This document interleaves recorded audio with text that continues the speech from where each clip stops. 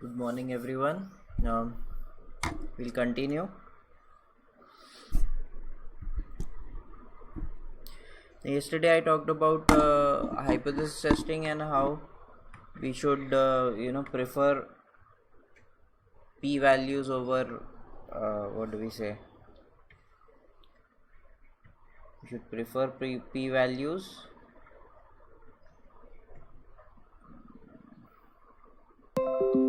Just give me 1 minute, okay?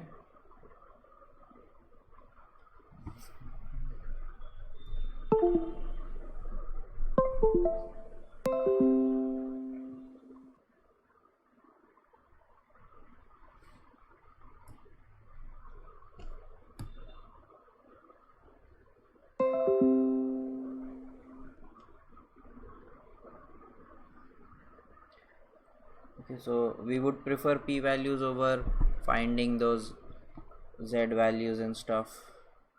Okay.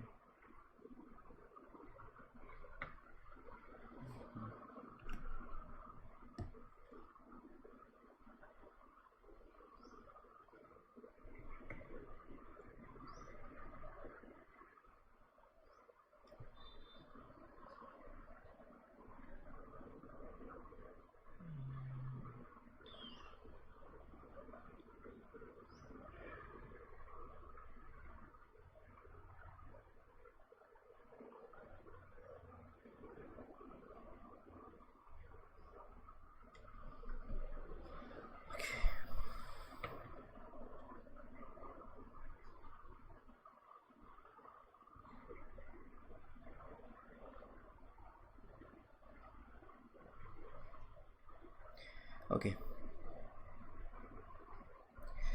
so whenever we are talking about p values, depending on our alternative hypothesis, we will have different formula for p values. When we have z test, okay, double sided, or you can say double bound test, we will have 2 times probability of z greater than mod of our test statistic, okay, just the positive values. For upper bound test, we just have greater than z observed, and for lower bound 1 minus of that. Okay, so this pattern you will find in almost every what do we say, p value. Okay, t works exactly same as z.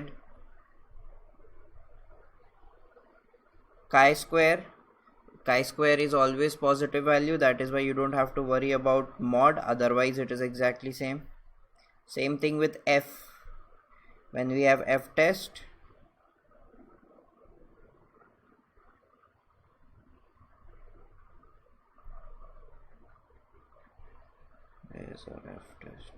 when we have f test, you just have to make sure that your s1 is greater than s2. Okay, so that means your numerator is greater than your denominator and in your test, and p values work exactly the same way. Okay, again f is always positive, that is why you don't have to take mod. Okay, but what happens is in f test, I have never seen a question where you might have to use this or this. We are always looking for whether our variances are equal or whether our variances are not equal. Okay, now in this formula sheet, the formulas I have made, especially when we have what do we say, 2 sample tests, I've always taken mu1 equal to mu2. Okay, because usually that is how we see the questions, but it may be slightly different, that you may also get that the difference between 1 and 2 is equal to some particular value like 4 or 5 or something like that.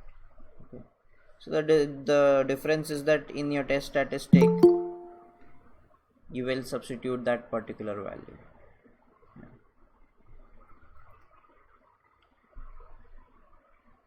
But I have written hypothesis and alternative hypothesis in such a way, assuming that we are always checking that they are going to be equal or unequal.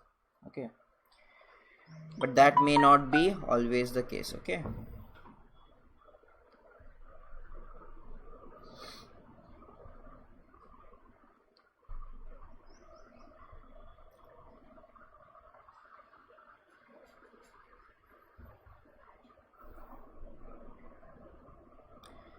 so usually these tests are very straightforward, and after finding p-value, all you have to do is compare it with whether it is a large value, whether it is a small value, or whether you have to compare it against an alpha given in the question. Okay, other than that, we have errors. Okay, we have type 1 error, type 2 error.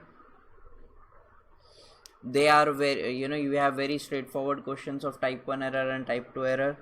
Okay, type 1 error is nothing but probability of rejecting h naught when it is true.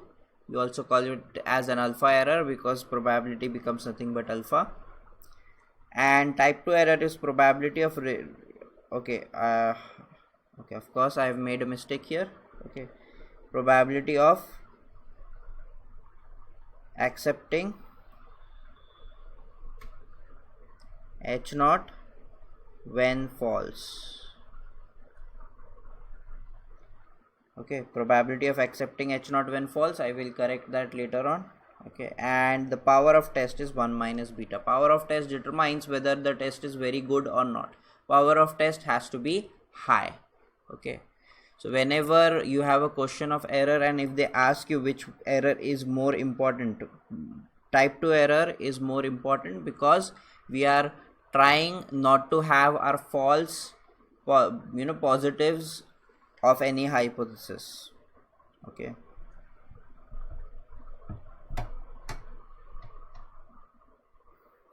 we have our contingency test as well as our goodness of fit test. Okay, now let's take an example.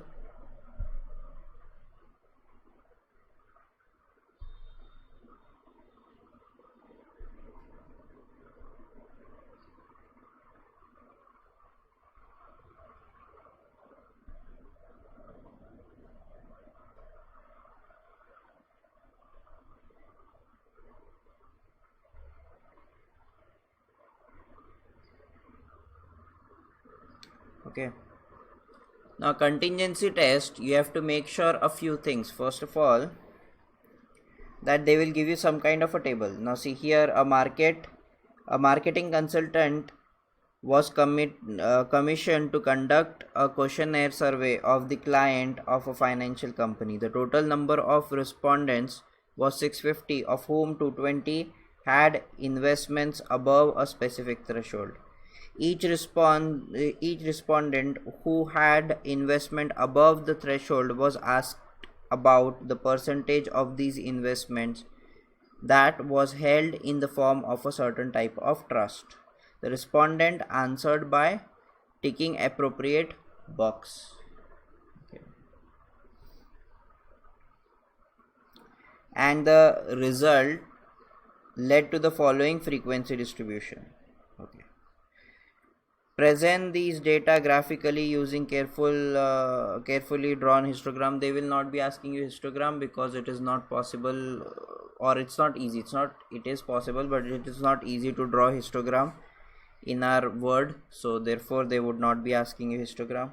Okay, calculate the mean percentage for a full set of 220 such respondents, assuming that the frequencies in such category are uniformly spread over the corresponding range.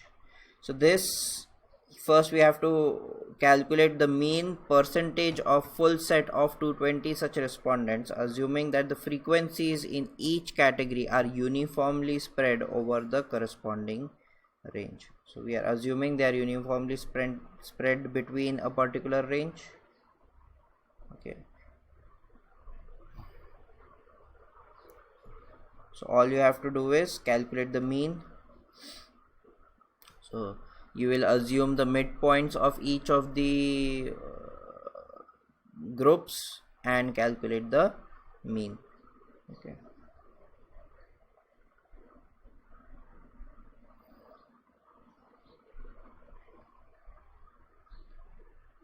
and they are saying calculate a 95% confidence interval of the percentage of such investors who would have investments above the threshold. Okay, what's the threshold? Okay, these are all above thresholds, I guess.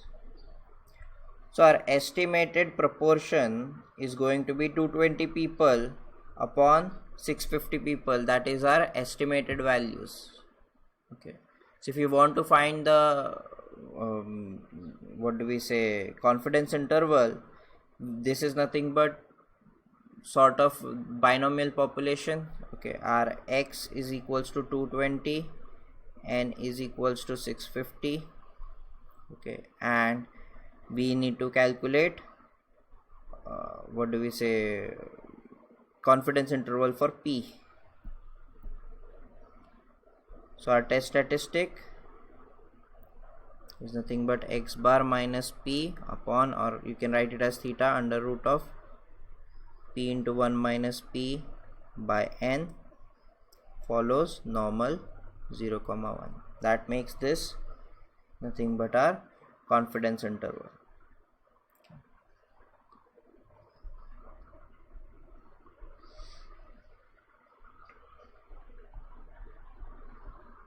Now this is the contingency table part. You can see here a table, and you can see the word chi-square test. That just tells you that we are talking about a contingency test. Okay. Same respondents with the investments referred to in part 1 were also asked to specify their satisfaction with the current returns received from their full portfolio of the investment. This was in the form of 4-point qualitative scale. Very satisfied, quite satisfied, a little disappointed, very disappointed.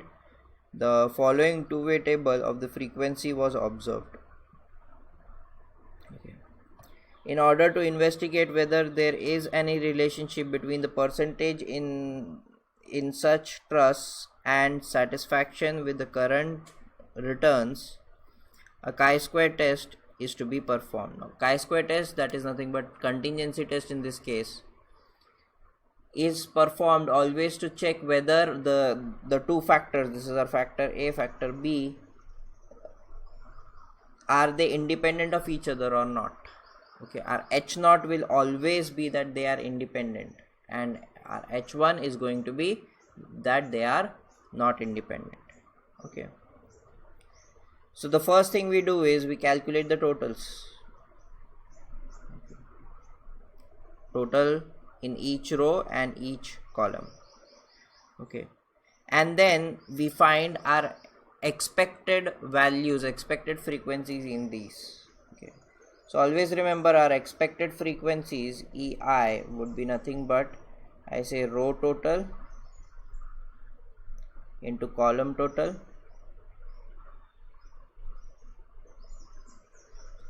upon grand total.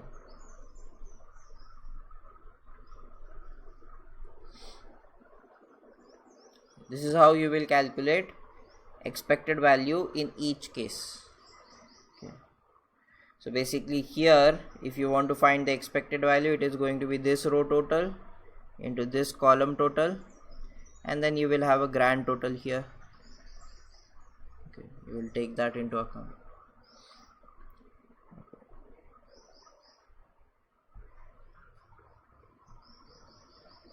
So you can see the totals have been taken here. This is our grand total. Okay, expected frequencies.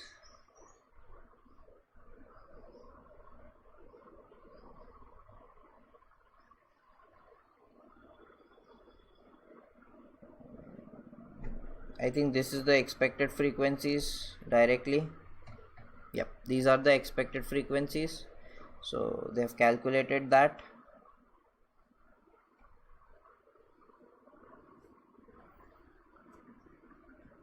Okay, so these are the expected frequencies. Now what happens is, if your values, if most of your values in expected frequencies are less than 5. Okay, this happens for contingency test as well as for goodness of fit test.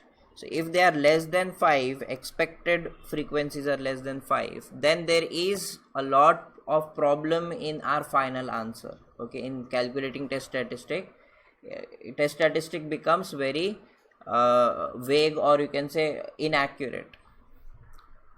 So therefore what do we do is we combine it with previous values if we have such problems. Okay, now you can see that we have one full row where we have values that are less than 5, and also in the top row we have few values that are less than 5, and these are just above 5. Okay, these are just above 5. So what we can do is we can assume these are all also less than 5, and we can combine it with the other values. That means we'll have to combine the first row with the second row and the last row with the third row.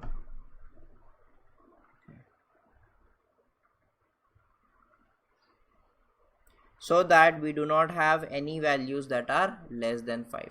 If there is only one value, if there was only one value that was less than 5 and we had very large values here, then we would have said that it's okay to keep one value less than 5. But because these values were so much near to 5, as well as we had two values that were less than 5, that is why we are combining it with the previous row or next row, whatever you want to call it. Okay. So this becomes nothing but our expected frequencies here. Then you'll have to calculate your OI minus EI. You don't need a table for it, you can directly do it in your calculator. So what I do is I directly calculate the test statistic. That would be our OI minus EI upon EI. For each values you will have to calculate that and then add them up. So in this case you will have to do it for 8 different values. Expected frequencies. Okay, I'll explain expected frequencies again.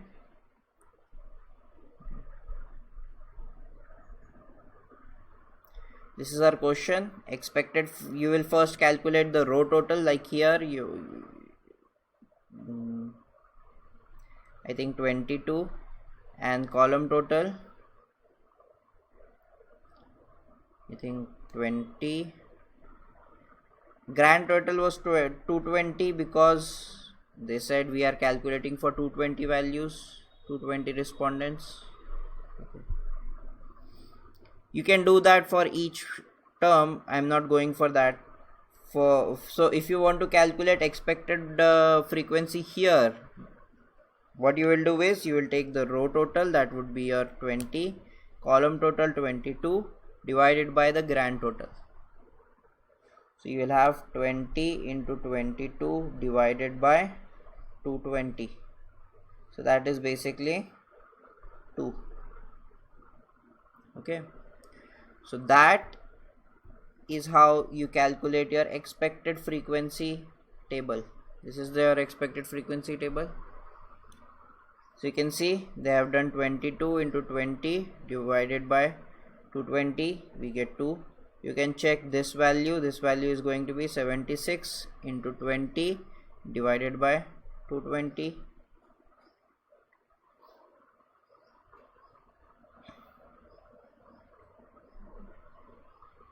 We'll have 76 into 20 divided by 220, 6.909, right? So this is how we calculate our expected values, expected frequencies. Now after calculating expected frequencies, you have to take care that your expected frequencies should not be less than 5. Okay, if there is only 1 or 2 values, we would have skipped doing anything, but we have a lot of values that are less than 5. We have a whole row of less than 5 values, and we also have these two values less than 5, and these are close to 5. Okay, so that is why we are assuming that we are going to combine our first and the last row with the other rows, so that we do not have any value that are less than 5. Okay, so this becomes our expected frequencies, and not only expected frequency, you'll have to do that for our observed frequency as well. Okay, so observed frequency table, that is this. Okay, just give me 1 minute. Okay, this is our observed frequency table.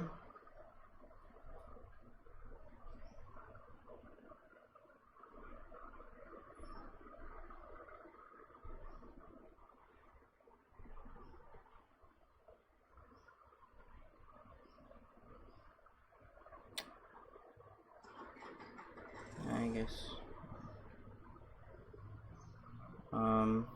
Okay, so you will have to create your observed frequency table again. Just give me 1 minute. Okay,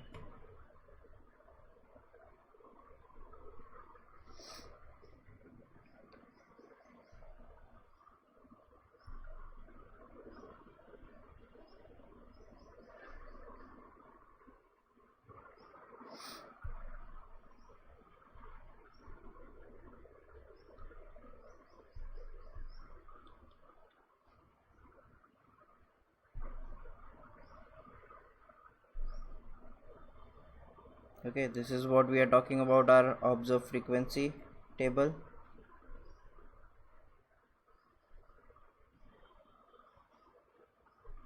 Okay, now we'll have to combine this is just for reference purposes. I'll put it somewhere here.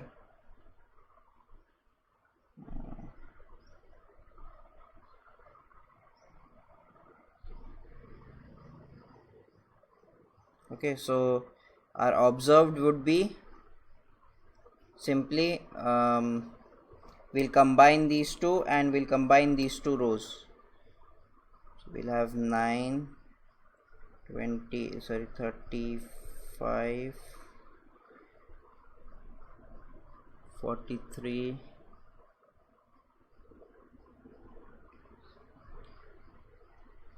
33,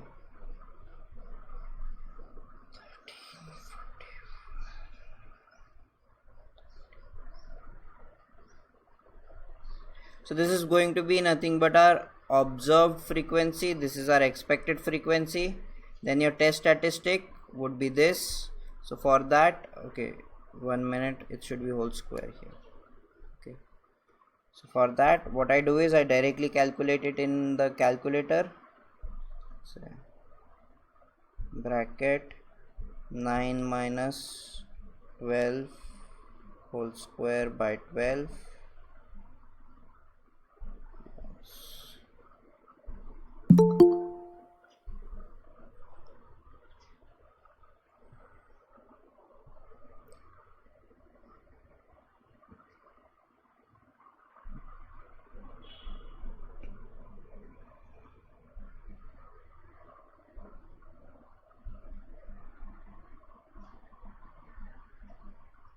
Okay, you will have to do this for all 8 values.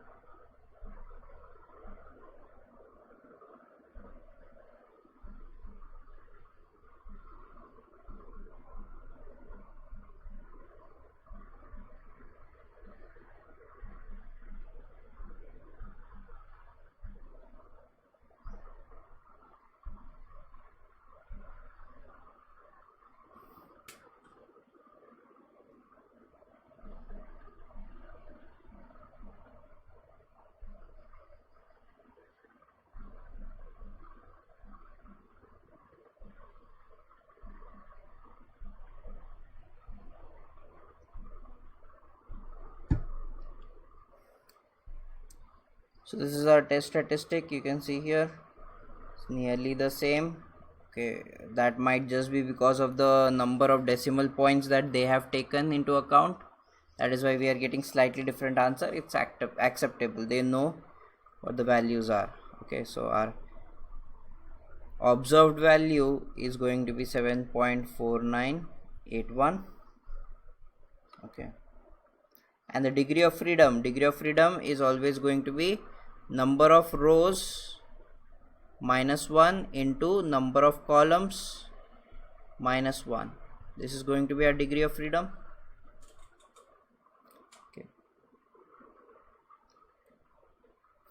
so number of rows and number of columns is going to be after we have combined all the less than 5 values. So we have 2 rows and 4 columns. So clearly we will have 1 into 3. So we have 3 as our degree of freedom. Okay. So our p-value. Now see, goodness of fit test and contingency test, these both are upper bound tests. Okay, these both are upper bound tests. So therefore p-value is going to be for upper bound values. So p-value is going to be nothing but probability r chi-square, degree of freedom being 3, is greater than this observed value, that is 7.4981. Okay.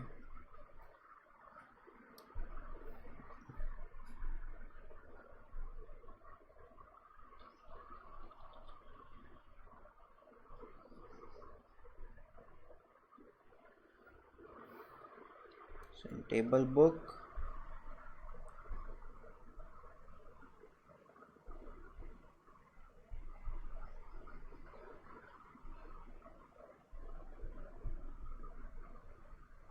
so we'll go for percentage point chi-square.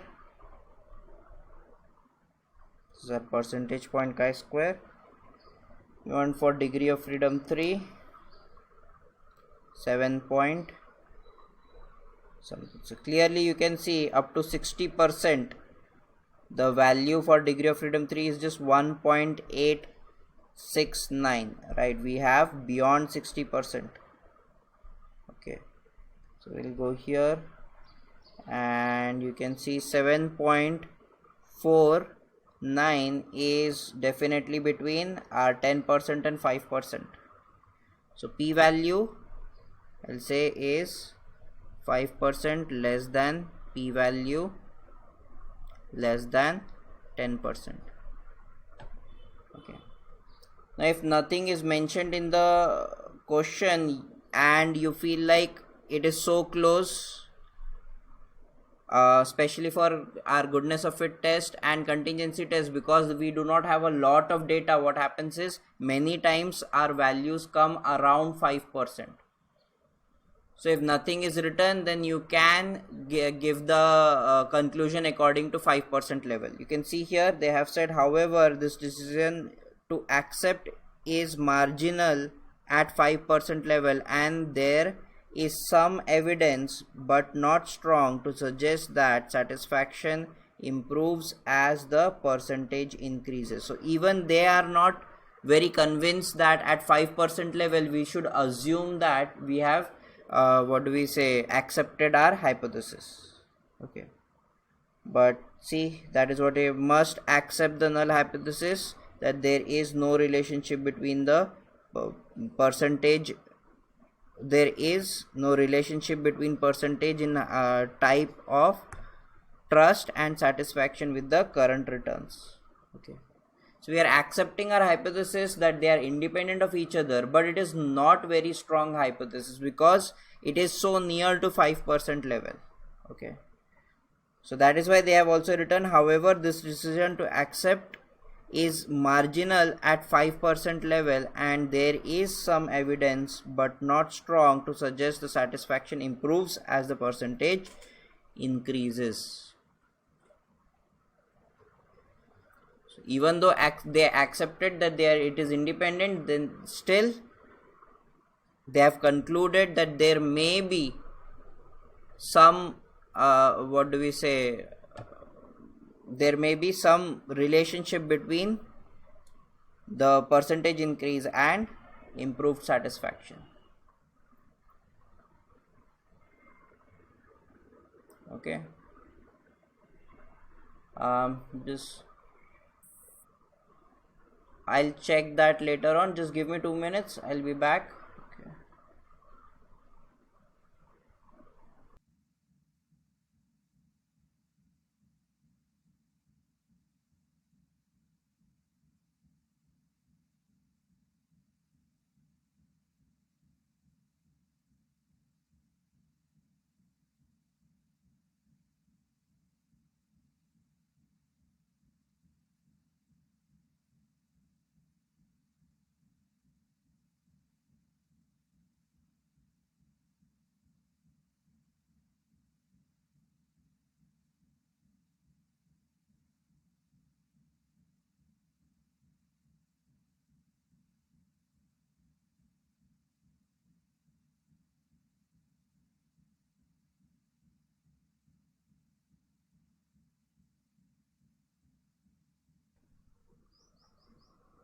Okay. Okay,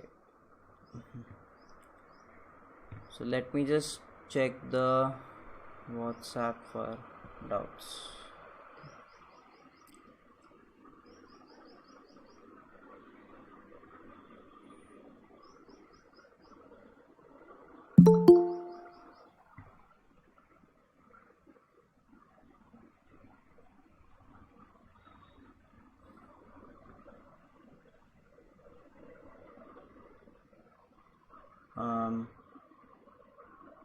I have not received any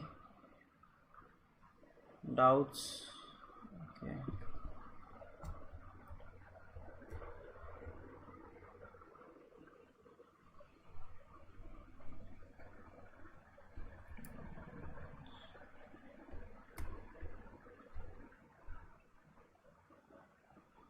No, I told you that my number is the one that I've sent in email in the instruction part. This is my number.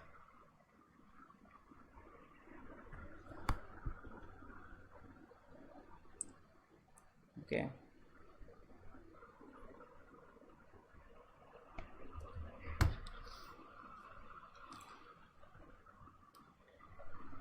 Okay, so then we'll look at that. First, we'll take into account our goodness of fit test as well.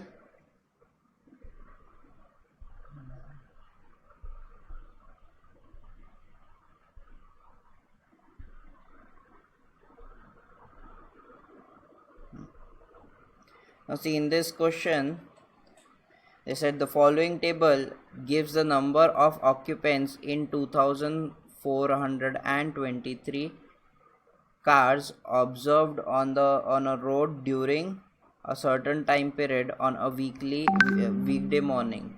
Okay.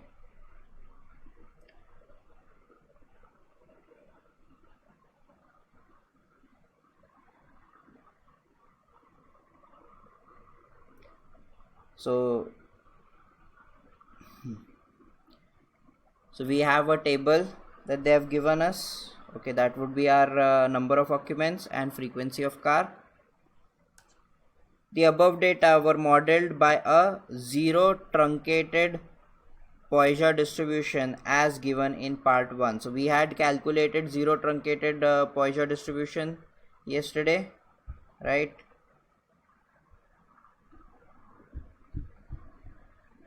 That was this. Okay, zero truncated Poisson distribution. Then they're saying maximum likelihood estimate for theta is this. Okay, I think you will have problem in seeing now. Yeah. Okay.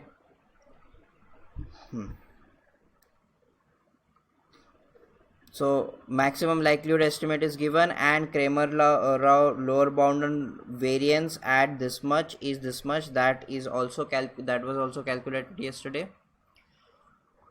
They are saying obtain the expected frequency for the fitted model and use a chi-square goodness of fit test to show that the model is appropriate for the data. Okay. So first of all, we have observed frequency, we'll have to calculate our expected frequency. Expected frequency, it's just going to be probability into total number of frequencies. So you'll have to calculate probability x is equals to 1, probability x is equals to 2, and so on, and multiply it with this 2 4 2 3. Okay, that is going to be your expected frequencies, right? This is our probability formula, and all you have to do is then multiply with the expected frequency. Okay, so this becomes our expected frequency values.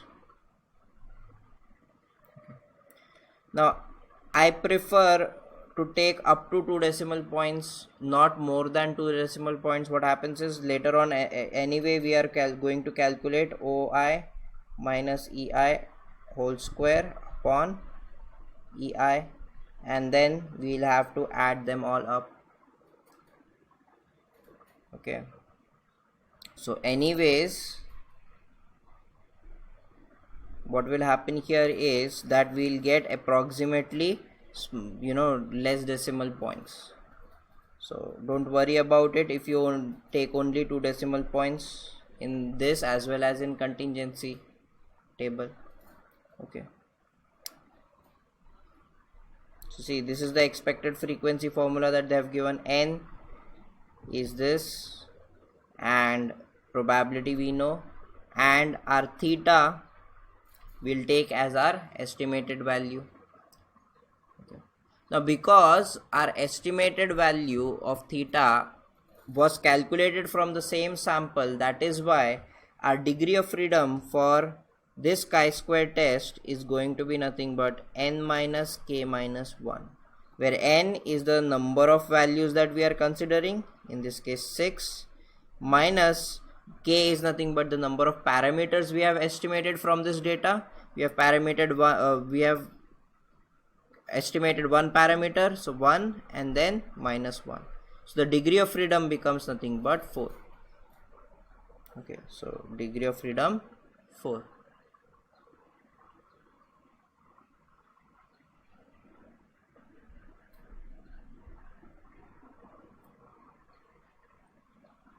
Okay, so again the same thing, find the p-value. The p-value, again you can give it as a range, do not need to calculate exact p-value, because we are always looking for whether we to accept at a particular level or reject at a particular level. Okay, so test statistic is 2.99, degree of freedom 4.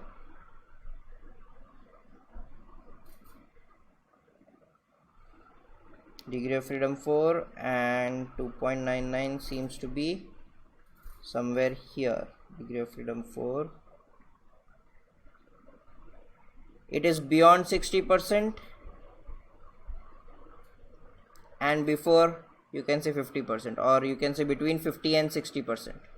So a p-value, you would say, again for contingency test, it is going to be probability chi-square 4 greater than observed value, or you can directly write the observed value, that would be 2.99, and that ways p-value is going to be between 50% and 60%.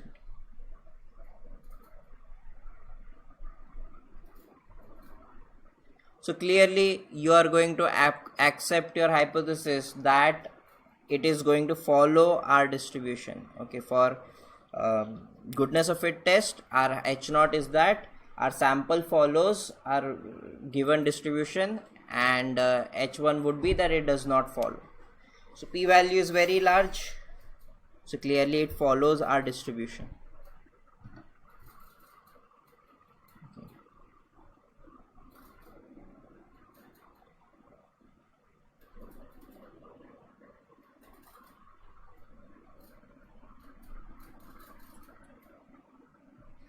Now here they have directly done this even though one of the observed value is less than 5. Okay, one of the expected value is less than 5. Okay, so they should not have directly done this. They should have combined this value with the previous one and then calculated our this value. I'll show you. Okay, it will make a slight difference, but it will not make a big difference in our answer, but you will see how the p value changes. Okay, so we'll always combine an expected value that is less than 5 with the previous value. Okay.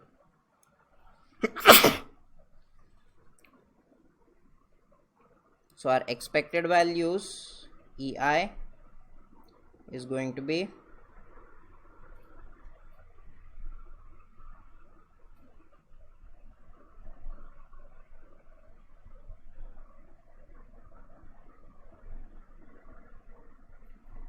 7.93 plus 1.35, so I'll have 9.28.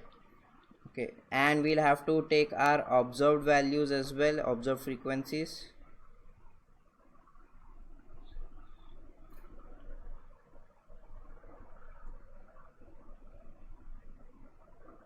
And 11. Okay, and then we'll have to calculate our statistic.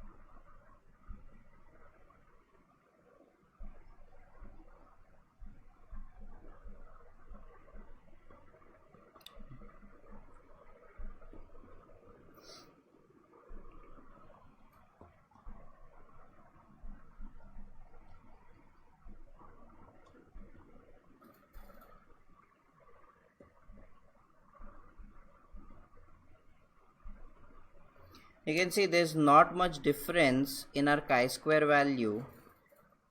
Okay, so that is why they did not do it, but we should always follow this pattern that whenever we have our expected value, one of the expected value that is less than 5, so we should combine it with the previous one. So our chi-square observed or the test statistic value is 2.69. okay, but now degree of freedom now I have, because I've combined these two columns, I am left with only 5 values. Okay, so my degree of freedom is going to be 5 minus 1 minus 1, so it is going to be 3. Okay. So for that, degree of freedom 3 and our value being 2.69, you can see that we have 50 to 40. Okay. Rather, yeah, 50 to 40. So 40% to 50%. So our p value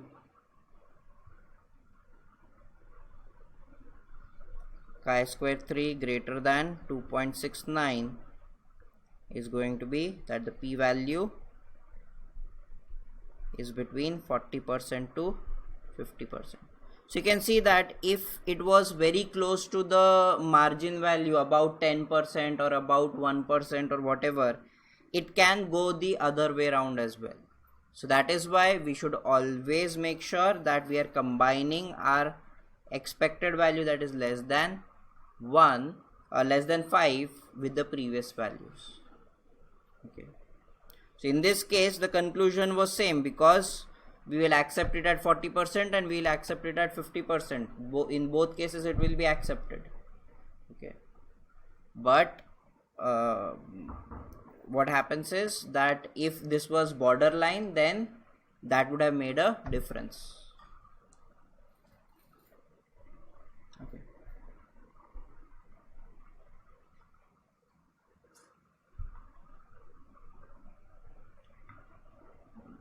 Just give me 1 minute, okay?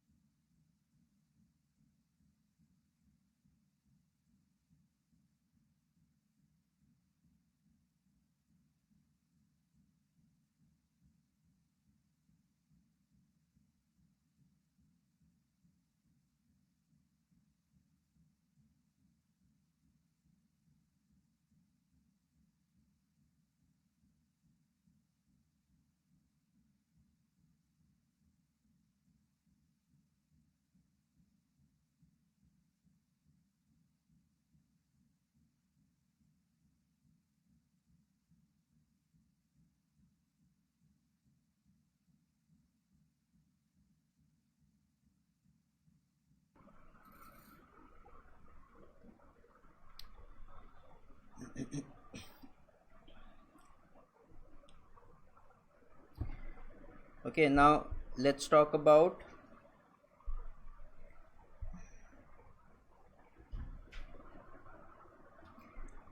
biasness and MSE.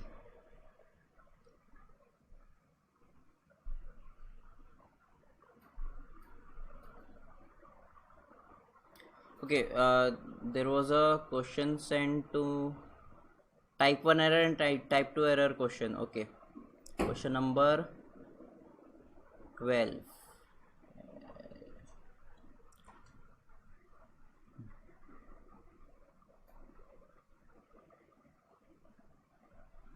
Okay, so this is basically II paper from December 2018. Question number 12. In this you had a problem in type 1 error and type 2 error. Calculate the probability of type 1 error. Okay, so let's see. ABC Space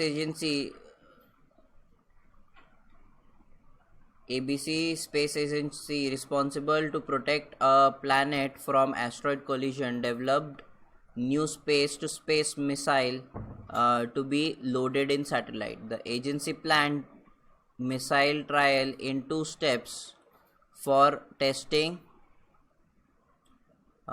H naught P is equals to 0.1 versus greater than, where P is the proportion of hits of missile, each missile targeted at similar asteroid.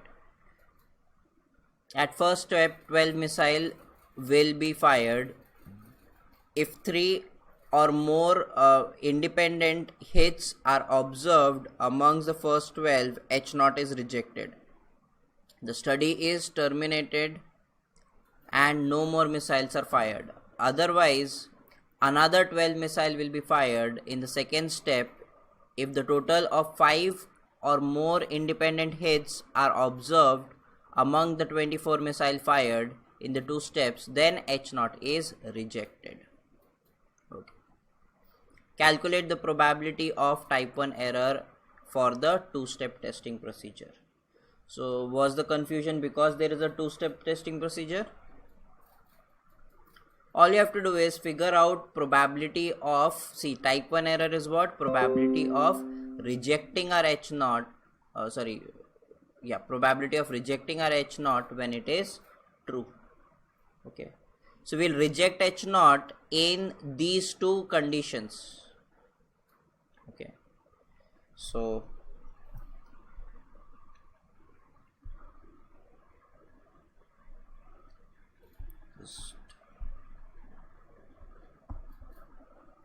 okay, so the first step process says 12 missile will be fired if 3 or more independent hits are observed, then among the 12, then H0 is rejected. Okay, so we have to figure out probability of H0 being rejected.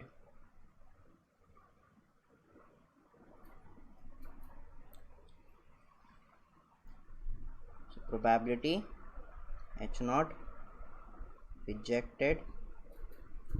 So out of 12, so clearly it is going to be nothing but a binomial distribution.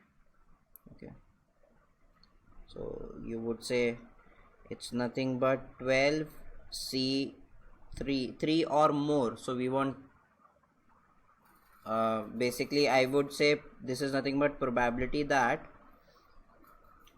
my X would be greater or equal to 3 given given n is equals to 12 and p is equals to 0.1. Okay, plus probability that they are saying in 24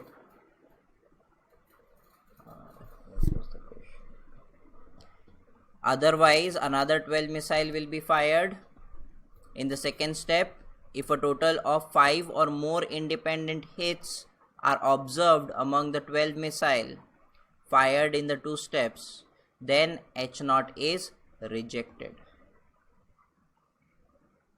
Okay, now here the thing is that this second step will only occur if the first step is failed. That means you are getting less than 3 missiles in the first 12 steps. Okay,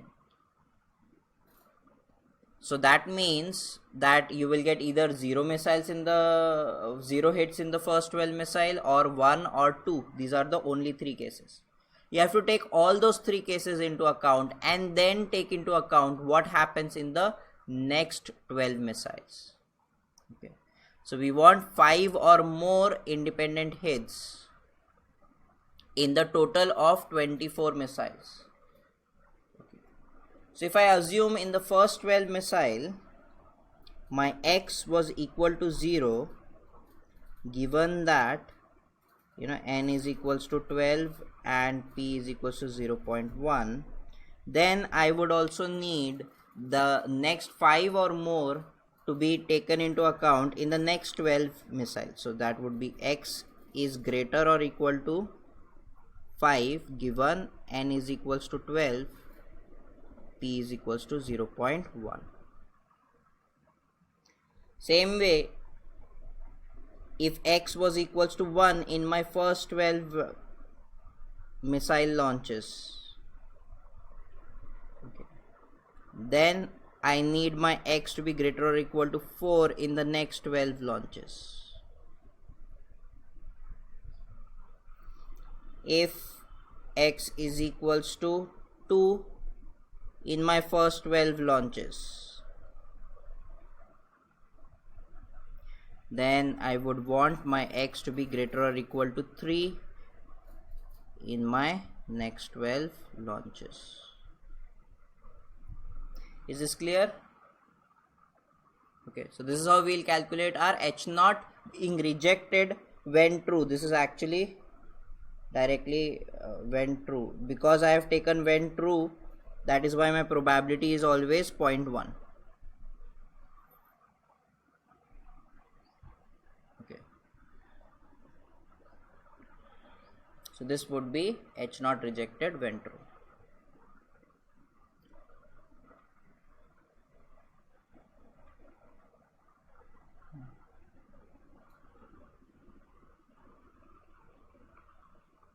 Calculate the probability of rejecting H null hypothesis H naught when P is equals to 0.3. Rejecting H naught when P is equals to 0.3, all you have to do is take the same equations, just put P is equals to 0.3. Then calculate the probability that of type 2 error when probability is equals to 0.3. So we want probability of accepting H naught when P is equals to 0.3. Accepting H naught is going to be again in two different states. The first would be that you got less than 3 missile or less than equal to 2 missile in your first step.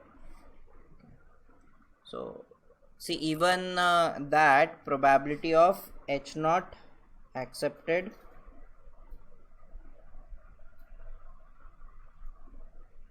when P is equals to 0.3, this is our alternative.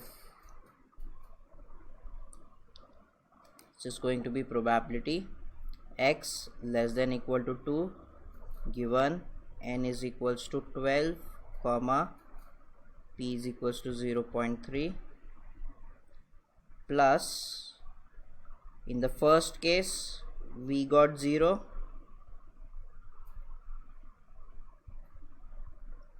and in the second case we did not get more than 5. Okay, so x is less than equal to 4, 0.3. So all these three cases in which we will accept our H naught. So x equal to 1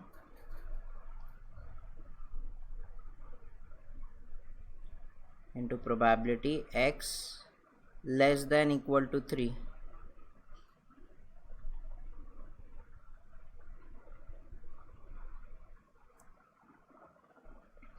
And lastly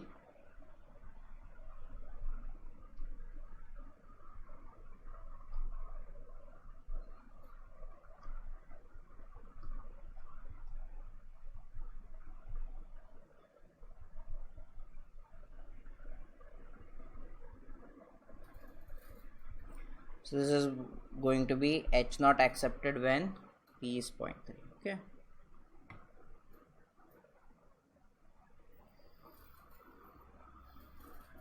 so this is how we'll calculate our type 1 error and type 2 error.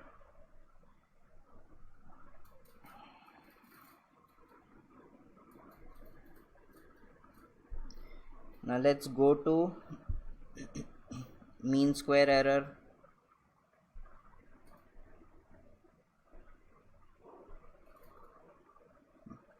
See, unbiasedness and mean square error. The bias is calculated as expected value of our theta hat minus theta. This is called as our bias. So if an estimator is an unbiased estimator, then expected value of that unbiased estimator must be equal to theta. That gives us an unbiased estimator of theta. But biasness is not what determines whether that estimator is good or bad. Okay, what defines is the MSE. MSE is nothing but our mean square error. Mean square error of any parameter or any estimate of a parameter is nothing but its variance plus bias square. Okay, variance plus bias square. So if our error is low, then it is a good estimator. So we would want MSE to be as low as possible. So lower the MSE, better the estimate. Okay. And if you want if you just have one estimate and you have to check whether it is an good estimate or whether it is a whatever word they use, good estimate, let's say. So for that you would check, as n becomes larger and larger, does your MSE become smaller and smaller? Okay, so if you are checking only for one estimate, then you would check, as you increase your n, does your MSE go down? If that is true, then it is a good estimate. Okay. And if you are comparing between two estimates, the lower the MSE, the better estimate. Okay, so that becomes our biasness. I think I have questions about biasness.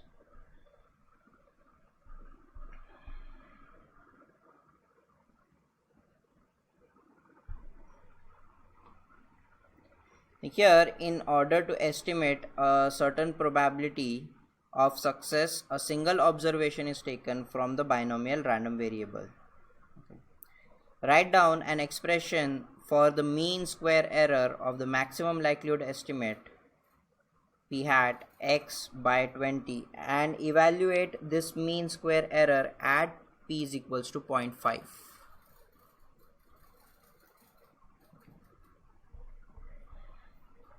So p is equals to 0.5. This is nothing but our actual what do we say, actual parameter. Okay, and this is our estimate. So first of all, we'll check our biasness. So p hat is an unbiased variance. P hat is unbiased with variance this much. Okay, so therefore MSE is getting this much. So you can actually calculate it whether it is an unbiased estimate. So you would say expected value of p hat would be expected value of x by 20. Expected value of x would be 20p by 20. So clearly p, so it is an unbiased estimate.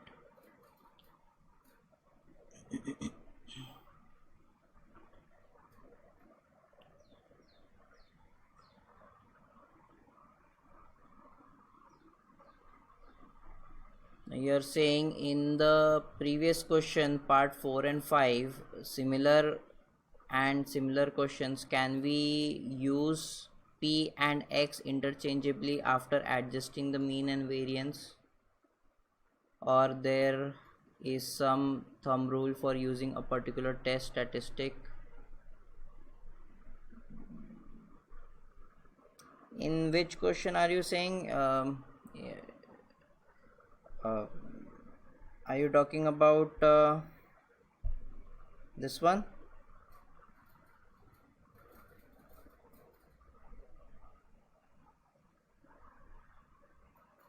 Here p and x, yep, this question, right?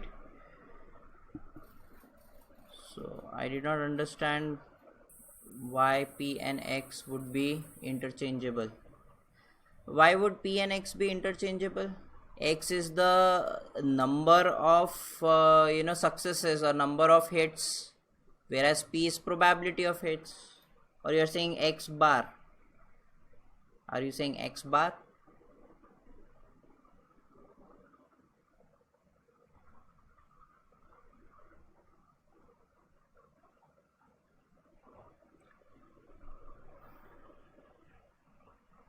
Okay, WhatsApp me, that would be a little bit easier if you can point out what you're trying to say. Okay, so anyways, by till that time we'll continue our MSE.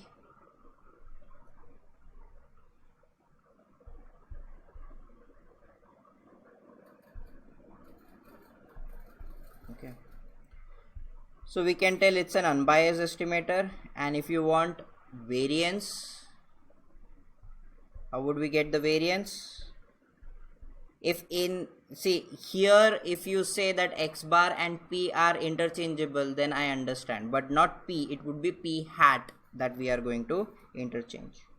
So your p hat, variance of our p hat is going to be nothing but variance of x by 20. Okay, and that is going to be variance of x upon 20 square. Variance of x would be 20p 1 minus p upon 20 square. So therefore this becomes our variance.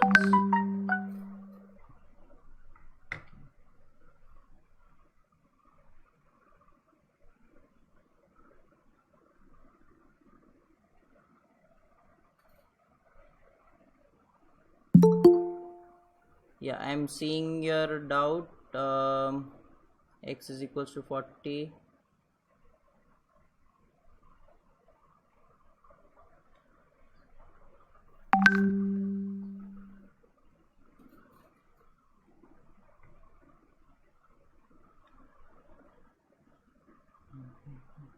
Let me just read it. Okay, can I use both the TS?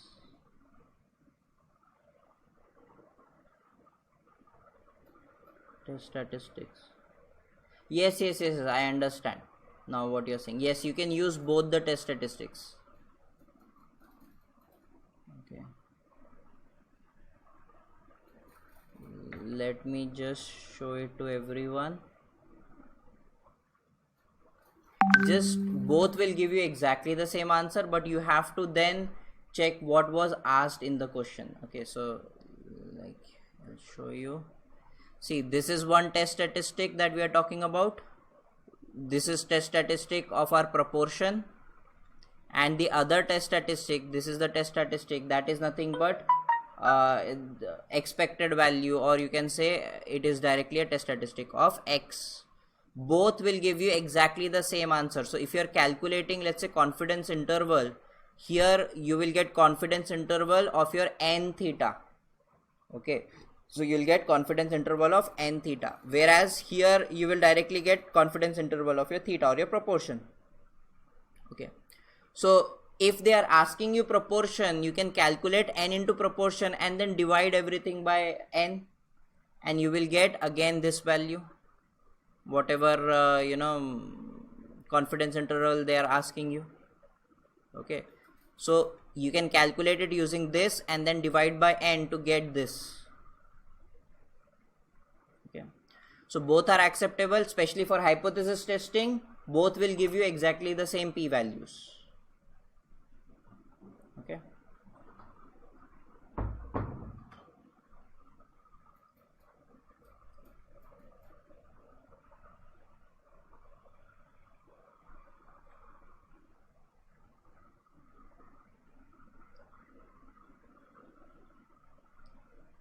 sure. Now let's get back to this sum. So our MSC is just going to be the variance. Okay, because there is no biasness. So you'll substitute your p values because they have asked us to evaluate our MSC at p is equals to 0.5. So this is the error that we are getting. Okay, and then they are saying determine an expression for the mean square error of the estimator. This, now they have another estimator, and evaluate this mean square error at p is equals to 0.5. Okay, so for that we'll also check our expected value. So our expected value of our p, whatever you want to call it, is nothing but expected value of x plus 1 by 21. So that would be 20p plus 1 upon 21. This is our expected value. Clearly it is an biased estimator, so you can calculate bias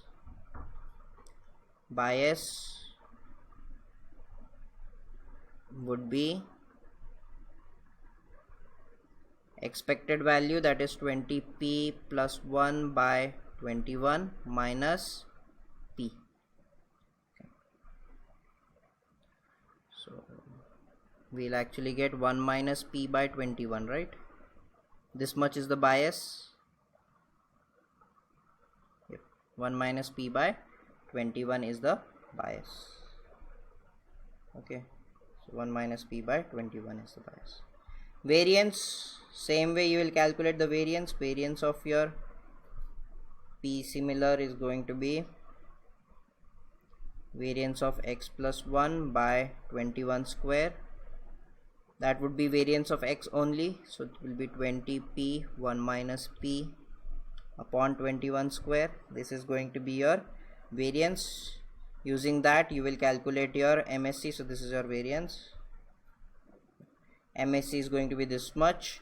Put p is equals to 0.5 and we get this much as our MSE. Okay. You can see that our MSE in the second case is lower than our MSE in the first case, even though our first estimator was an unbiased estimator and the second estimator was a biased estimator. So we can still have an biased estimator better than an unbiased estimator. Okay, so biasness is not the reason to choose an estimator. Okay, so the reason we will choose an estimator is MSE. So even though p hat is MLE and is unbiased, p whatever similar is more efficient estimate for p is equals to 0.5. So nearly if p is 0.5, it is better to choose this rather than this. Have smaller mean square error. So if somebody says that we choose s square is equals to 1 by n minus 1 summation x square minus n times x bar square, we choose n minus 1 over something like this,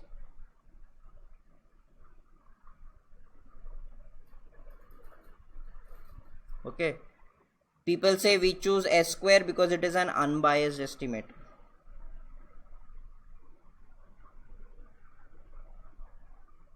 But that is not true. This is not true. We do not choose because it is an unbiased estimator. We choose it because its MSE is smaller than this in most of the cases.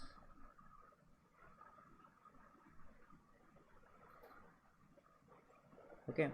Now what is the work of unbiasedness when we are choosing our estimator? Now see, unbiasedness just tells us whether it is going to overestimate our estimator or underestimate our estimate. This biasness tells us that we are going to overestimate our estimator by 1 minus p by 21. Okay. So whenever I get my estimate, okay, p hat, if I get my p hat to be equal to, let's say, something like 0.65. So I know that it has been overestimated by this factor. So what I will do is I will subtract my p hat by 1 minus p hat by 21, or let's say if you want to calculate your p, you would say p will be this much. Okay. And then you would say what your p is. Okay. So biasness tells us that it is going to be either overestimated or underestimated. Okay, and by how much, because it's easy to calculate by how much will we overestimate or by how much will we underestimate our estimator, and then you can easily adjust after getting your estimator. You can easily adjust to get your actual value. So that is the reason for biasness, calculating how much is it biased. It just says whether you are overestimating or you are underestimating, and also by how much. So you can easily then calculate the actual estimator actual value rather than taking an overestimated value. Okay, this will still be an estimator because we cannot actually calculate p directly, because we are not very sure that it will always overestimate by only that much or always underestimate by only that much. That is not how it works, right? But we know about the same. So this will still be an estimate, but it would be much more closer because its error is smaller, much more closer to our actual value. Okay.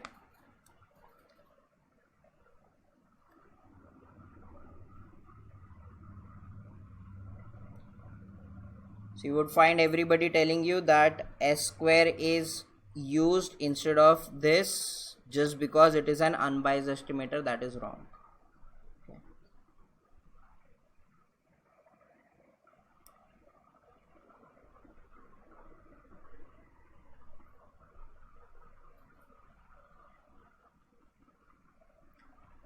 Okay. Now in this question, confidence interval and hypothesis testing, I think here I have not used any biasness, unbiasedness. No, I do not have any question. Okay, here. So here confidence interval and hypothesis testing, yesterday we saw confidence interval.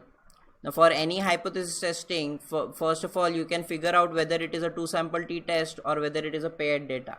Okay, by taking into account two things. First of all, total number of values in your 1 and 2 must be same when we are talking about paired data. Here clearly it's not same. We have 40 male values and we have 35 female values.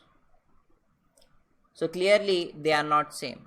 Okay, so therefore definitely this is not a paired data. But let's assume that they were same. If we had 40 male and 40 female, then how do we decide whether it is a paired data or not?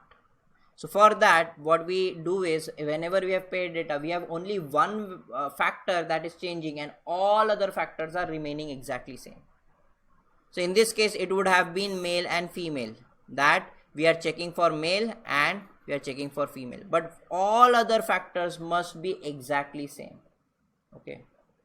So whenever they are using a paired data question, they will say something like this, that everything else was same except for the category male and female, something like this. Okay. So they will definitely use the word same. But when they are talking about two sample t-test, they would be clearly saying that it is similar to each other. Okay. So you'll have to look for those kind of words. Now here, as I said clearly, that we have two different things, and clearly they are not saying that all other factors were exactly same for these patients. Okay. So they are not saying that whatever this investigation one was done exactly in the same days, or they did not say that the conditions of male and female were exactly same. They did not use those particular words. Okay. So clearly this is not a paired data. So two sample t-test is what we are going to do here. Now whenever we have two sample t-test and variances are unknown, that are here, our assumption is of equal variance. We do have two sample t-test with the assumption of not equal variance, but we use that very rarely, and that is not part of our written examination. Okay, that is part of our examination but not of our written examination. Okay, so two sample t-test, whenever we will have two sample t-test, we will have an assumption of equal variance. So we have two assumptions. One would be that it should be normally distributed. That is already given here, so we don't have to assume it. Okay. And the second would be that we have equal variance. So whenever you have two sample t-test, they ask for assumption. These are the two assumptions that you are going to write. One is the variables are normally distributed, and the second is equal variance. They are saying stay for male and female length, assuming these are equal. See, equal variances. Okay. Now show that the variance in the male and the female sample are not significantly different. So this is one thing that we always see. Okay, so they are saying show that the variance in the male and the female sample are not significantly different at 5% level. So we'll have to do the F test to prove our assumption. Okay. Then they are asking us, suppose you are not prepared to assume more than you feel absolutely necessary in a particular, you do not want to assume. Okay, this we will do later on. First we will perform a t-test and we will perform our equal variance test. Okay. So you can see here, calculated S1 square, calculated S2 square, calculated SP square, that is our pooled variance. This is our formula for pooled variance. Okay. Then our H0 and H1. Okay. Test statistic is going to be this, which follows t distribution n1 plus n2 minus 2. This becomes our test statistic, observed value. And the p-value, because this is double-sided, because we are checking for not equal to, we will have p-value 2 times t greater than mod of this value. This is already positive, so I don't have to worry about mod. So I'm getting p-value between 30% and 40%. So I'll say even at 30% level, we have insufficient evidence to reject H0. So we cannot reject our H0. Hence, the mean length stay for male and female is same. Next is we have to prove that the variances are equal. So I've used Q. Yesterday I showed you at the beginning, I have written that sigma is nothing but Q. Okay. So Q1 square is equals to Q2 square and not equal to. Okay. So test statistic is this. So our F value is going to be S1 square upon S2 square, that is 1.29. Whenever you are using your F test, you just have to make sure that your first value is greater than the second value, so that this F value is always greater than 1, because in our tables the values are always greater than 1. Okay, so just have to make sure that. Then double sided, this is what we always use, so p value is greater than 20%. So even at 20% we have insufficient evidence to reject H0. They asked us to compare it at 5%. So I will first say that even at 20% we have insufficient evidence to reject H0, and that means variance in male and the female sample are not significantly different at 5% level, because they asked us to compare at 5% level. So I have answered in terms of 5% level as well. Okay, so the assumption of common variance made when conducting test 2A is correct, hence the test is valid. We had to talk about the validity of our test. Then the C part, they have said what happens if we do not assume equal variances. If we do not assume equal variances, we cannot directly use t test. Okay, so for that what we will do is we will be assuming CLT. Okay, so CLT, I have not said here anything, but I'll just show you.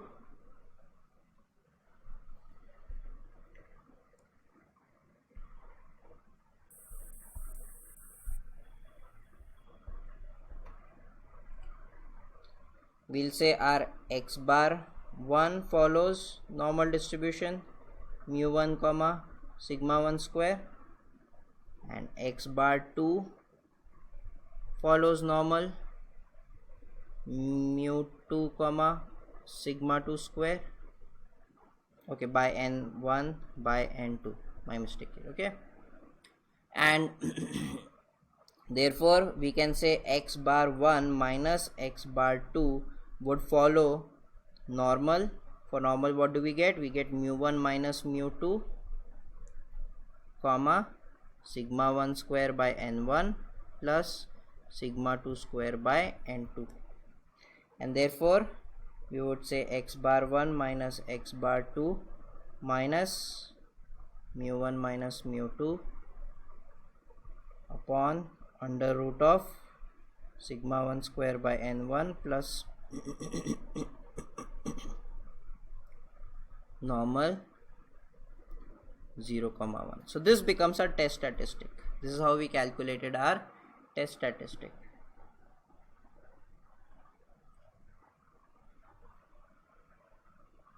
Okay, this is how we get our test statistic, and because we are assuming these to be equal, so therefore mu1 minus mu2 became 0. See, we are getting nearly the same answer, 30 to 40%. Here also we got 30 to 40%. So therefore, even at 30% level, we have insufficient evidence to reject H0. Hence, the mean length stay for the male and the female is same. So even when we did not assume equal variance, still we are getting more or less the same answer. Okay.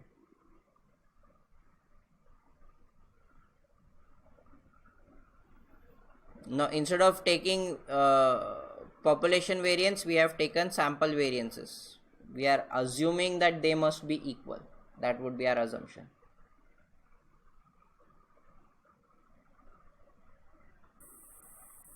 Okay.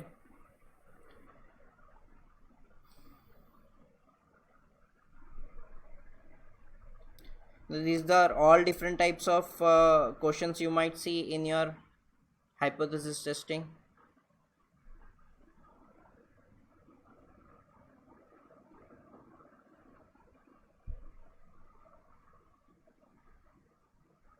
Now, another type of a contingency test question, okay, where chi-square observed value is given to you, that means your test statistic value is given to you, then how do we solve it? Now, especially when, actually not that, I think this is the question that I want. Yeah, I want this particular question for us to discuss. Okay, so let's see the third part. They are saying a different survey of 200 people conducted in each England, Wales and Scotland gave us the following percentage in favor of another proposal. So 600 people were taken into account when they were conducting, and they say a chi-squared of association between the countries and the attitude of the proposal gives chi-square value as this on degree of freedom 2, okay, with p-value being this. Suppose a second survey of the same size is conducted. Same size means 600 more people, 3 countries, and result in the same percentage in favor of proposal as in the first survey. So exactly same percentage was found in more 600 people. The result of the two survey are now combined, giving a survey based on the attitude of 1200 people. Now our n has changed to 1200 people, but this is exactly same. Okay,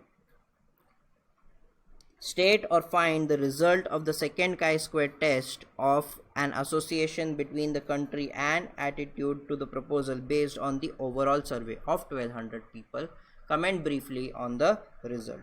Now whenever they have such that they have doubled the values and every value has been doubled, see here what happens is when we had 600 people, these are percentage, but we can easily find the what do we say, frequency of people. See, out of 200 people, 62% people are in favor. So I will say England, Wales and Scotland, and in favor, not in favor. Okay, so 62%, that means 144 people were in favor, and 56 people not in favor. 53%, that means 106 people were in favor and 94 people not in favor. 58, that means 116 people were in favor and 84 people not in favor. Okay, so this is the frequency distribution of our observed values. Okay, so because 200 people in each, that gave us a chi-square value of 3.332. Okay, now they said we have now 1200 people and the proportions are exactly same for all of those 1200 people. So therefore my new observed frequency table would just be double of this. So I'll have 298,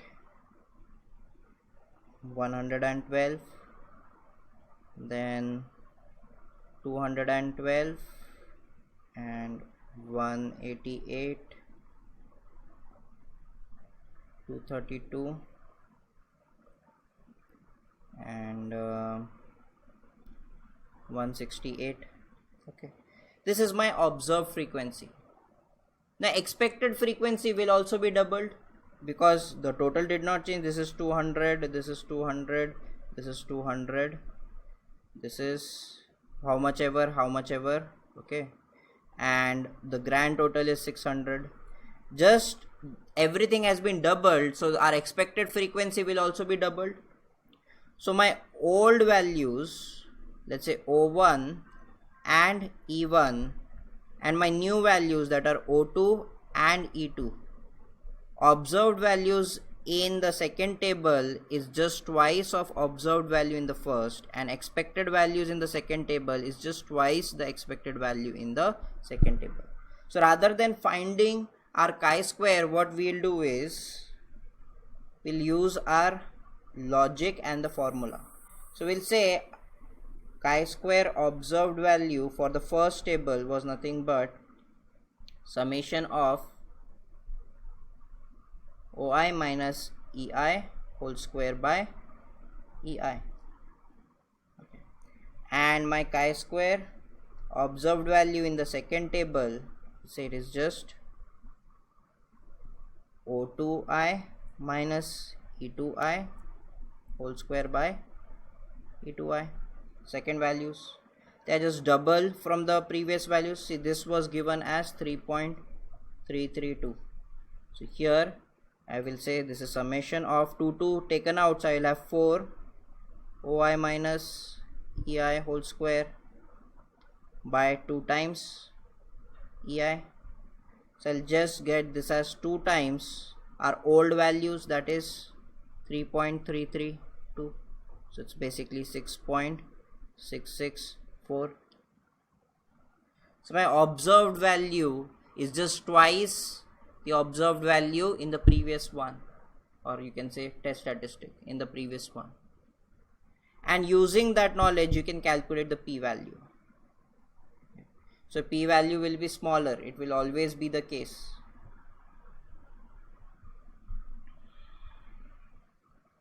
Okay. Degree of freedom does not change, degree of freedom is 2, so you can calculate what is a p-value. Degree of freedom 2, 6 point something something, 6 point something something will lie between 2.5% and 1%. No, sorry, 5% and 2.5%. Okay, so your p-value becomes between 5%, between 2.5%, p-value 5%. It's closer to 1, so you would say, now you would reject. See, first the p-value was 20%, now the p-value is in the almost in the rejection region, so you will say you will reject at 5% level.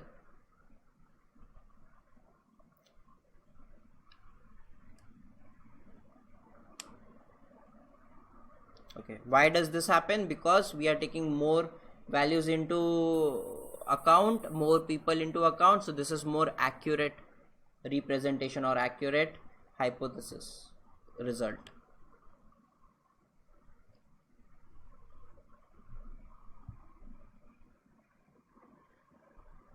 Sometimes you do not need to calculate stuff.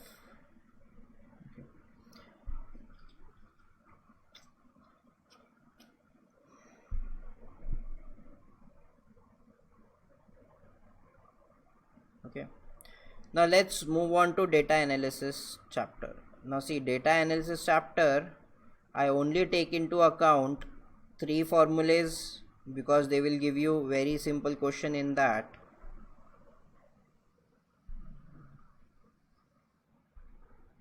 And the 3 formulas are Pearson's correlation coefficient, Spearman's correlation coefficient, and Kendall's correlation coefficient. These are the only 3 things that you have to take into account. Okay. And you should remember the formulas. Okay. Now let's take a sum for it. They'll give you very simple questions for these kind of questions.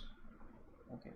So here they are saying calculate the Pearson's, Spearman's and Kendall's rank correlation coefficient for the claim values. Now I think while writing or something I have just problem in printing and something like that. So these are just values. These two are corresponding values. Just happens that it just shifted. Okay, these are the corresponding values. So they have given us summation values. Now these are required to calculate Pearson's and they will always be given to us. So you can calculate your SXX, SYY and SXY. These formulas are given in page number 24 of your table book.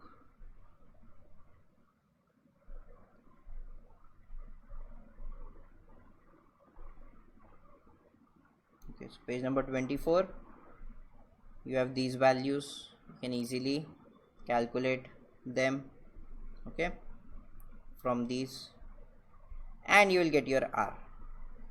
It's pretty simple. Then we have Spearman's rank correlation, in which if we have data, then we will always convert that data into rank. Now 99% of the time the data would be given such that one of the variable is going to be in ascending order, the other is going to be random according to whatever corresponding value we have. Okay, so that ways you just have to worry about the ranks of the second one. See, first ranks are just 1 2 3 4 till 10, and the second ranks you'll have to write accordingly. Then D is nothing but difference in ranks, and we need D square, so directly calculate D square. So difference in rank is 1, so 1 square is 1, and so on. Okay, you can calculate all your D squares. And then formula of our RS is nothing but 1 minus 6 times summation D square by N into N square minus 1. This is our formula for it. So this becomes our Spearman's rank correlation.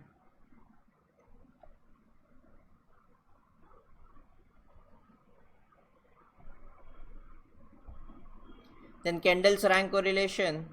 For Kendall's rank correlation, you have to calculate NC and ND. NC is nothing but coordinate pairs and ND is disordinate pairs. Now the way they solve it in book is pretty lengthy. You have to make a very big table. Don't do that. Okay, how to calculate? First of all, figure out whether they are going towards each other or going opposite of each other. That means you will find a positive correlation or negative correlation. Just by looking at the data you can tell that as X is increasing, Y is also increasing. Okay, so clearly they are going towards each other. They are coordinate. You will find more coordinate pairs than disordinate pairs. Coordinate pairs means that if I have x1 y1 and x2 y2, these are the pairs that I am taking into account. Then if x2 is greater than x1, that means it is increasing. Then if I have y1 less than y2, that means this is also increasing, then they are called as coordinate pairs. If they both are going towards the same direction, then they are called as coordinate pairs. If they are going in the opposite direction, then they are called as disordinate pairs. Okay, so you have to calculate how many coordinate and how many disordinate pairs do we have. So we have figured out that we'll get more coordinate pairs because they are moving, all values are moving towards the same direction. So we'll calculate how many disordinate pairs do we have. Okay, so for disordinate pairs, for the first one you would say compare it to the next pair, that would be this one, and you would see because X was always in the ascending order, always your lower value, you will have a lower value on the left hand side and higher value on the right hand side in terms of X. You have to just check that for Y. That means you just have to check whether your y2 value is more than or less than your y1 value. So you can see x is always going towards this direction in this case, but y is going towards this direction. So we have a disordinate pair, one disordinate pair. Now check it with this. Again, x1 and x2 is increasing than x1, but same is here, increasing. So you just have to check whether your y2, second y, is greater than this or less. So that ways you can see there is only one value that is less than this, all other values are greater than this. So we have only one disordinate pair here. Now we'll go to the next pair. This here again you would check whether your values are greater than this value. So all the values are greater than this value. So clearly we have zero disordinate pairs. Then you will go to your third pair. All y values are greater, so zero disordinate pairs. Then you will go to here. Again, all values are greater, zero disordinate pairs. Then here you can see the next value is less, so we have one disordinate pair, and check for the others. Clearly only one disordinate pair, and so on. You will find that you have three disordinate pairs. Okay, so your ND is equals to 3. Then we always have that ND, NC plus ND is equals to n into n minus 1 by 2. Using that you can calculate how many NCs we have, 42. And then tau is the representation of our correlation coefficient. Tau is going to be nothing but NC minus ND upon NC plus ND. That gives you this. So you can expect only this kind of question in this data analysis chapter. Obviously they have also talked about hypothesis of our Pearson's correlation coefficient, but I take that in linear regression because they will always combine that question with linear regression question. Okay, so we'll take a break now and we will continue our linear regression and other chapters. After 15 minutes of break, we'll meet back at 10:05. Okay, so we'll meet back at 10:05 and we'll continue.